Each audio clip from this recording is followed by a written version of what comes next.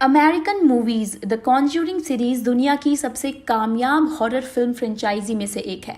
India में भी लोग इन फिल्मों को बहुत पसंद करते हैं और इसी साल यानी 11 सितंबर को सीरीज का अगला पार्ट द कॉन्ज्यूरिंग 3 रिलीज होने वाला है। पैट्रिक विल्सन और वेरा फार्मिगा अपने किरदार एड एंड लेरेन वॉरेन को फिर से दर्शकों के सामने लाने जा रहे हैं।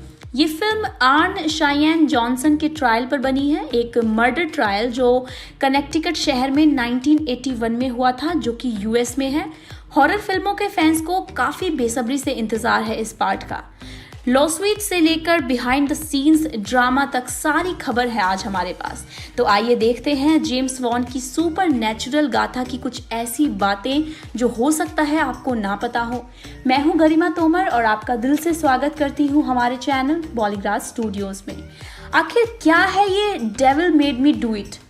शैतानी शक्तियों का इंसान के शरीर पर कब्जा करना इन फिल्मों में पहली बार नहीं दिखाया जाएगा, लेकिन पिछली किसी भी मूवी में इंसान को किसी के खून के लिए अपराधी नहीं माना गया था। ये एक असली केस है और अमेरिकन हिस्ट्री का पहला केस है जब किसी इंसान जिसने खुलेआम किसी का मर्डर किया हो उसे सजा नहीं हुई थी, क्योंकि उसका क्लेम ये है कि उस समय उस पर बुरी आत्माओं का कब्जा था और वो अदालत ने मान भी लिया था। ये case devil made me do it के नाम से फेमस है। ये स्टोरी लाइन एक सेफ बेट है और इसीलिए इस फिल्म से बहुत उम्मीदें भी हैं लोगों को। दूसरी ओर एड और लॉरेन सबसे पहले पैरानॉर्मल इन्वेस्टिगेटर माने जाते हैं और हमेशा इन दोनों को दिखाया भी इसी तरह जाता है, लेकिन इन दोनों पर फ्रॉड के बहुत सारे इल्जाम लगे हैं, जिनमें से ये सबसे फेमस है। कनेक्टिकट के 2 रिपोर्ट्स ने बहुत इन्वेस्टिगेट करके ये कंक्लूजन निकाला था कि इस कपल के तरीके बहुत ही गलत होते हैं और इनकी फोटोग्राफ्स में भूत से ज़्यादा फोटोग्राफी की गलतियां थी। और सिर्फ यही नहीं, इनकी बताई हुई कहानियों में बहुत सारे झोल होते हैं। दोनों ने कभी इस कपल पर लोगों को जानबूझ के बेवकूफ़ बनाने का इल्ज़ाम नहीं लगाया, पर यह ज़रूर चेताया कि इन दोनों की सर्विस से लोगों के अंदर डर बैठता है और वो आसानी से भ्रम का शिकार बन सकते हैं। खैर, ये कहानी चाहे पूरी तरह सच ही क्यों ना हो, लेकिन लोगों के लिए उतनी मसालेदार नहीं है। अब आप पर छोड़ देते हैं कि आपका क्या मानना है। वहीं ओरिजिनली कॉन्ज्यूरिंग का नाम the untitled Warren film project था जब स्क्रिप्ट पहली फिल्म के लीड एक्टर्स को दिखाई गई थी। उसके बाद डायरेक्टर जेम्स वॉन के सजेशन के बाद इस फिल्म को द वॉरेन फाइल्स नाम दिया गया।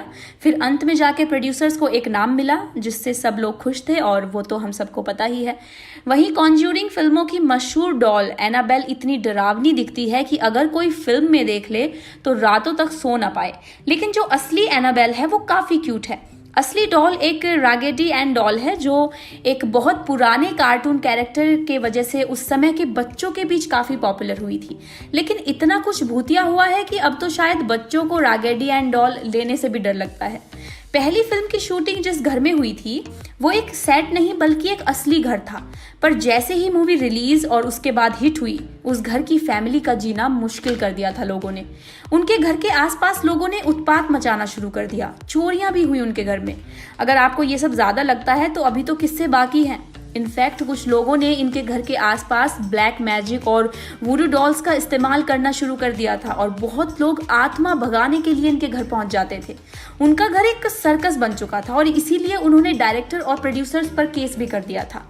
इस फिल्म को रातों रात कामयाबी नहीं मिली थी, बहुत लंबे समय की मेहनत है ये फिल्म। इस फिल्म का आइडिया प्रोड्यूसर टोनी डोरेसा ग्रंट के दिमाग में तब आया था जब उनके सामने इस कपल के इन्वेस्टिगेशन की एक टैप प्ले हुई थी। मूवी की स्टोरी तैयार होने के बाद 6 अलग अलग स्टूडियोज के बीच रेस लग गई थी इस फिल्म को खरीदने की और फाइनली ये डील न्यू लाइन सिनेमा को मिली। वेल मुझे ये सीरीज़ बहुत ही ज़्यादा पसंद है because I love horror movies और मैंने इस सीरीज़ की मैंने अमेरिकन जितनी भी हॉरर मूवीज़ है सब देखी हुई हैं, मुझे बहुत ही पसंद आती हैं और मैं तो बहुत एक्साइटमेंट के साथ वेट कर रही हूँ 11 सितंबर का। आप भी क्या उतनी ही एक्साइटमेंट के साथ वेट कर रहे हैं इस फिल्म का? नीचे कमेंट सेक्शन में हमारे साथ ज़रूर शेयर करें। वीडियो पसंद आए तो इसे लाइक और शेयर करें और देखते रहिए हमारा चैनल बॉलीग्रास स्टूडियोज़।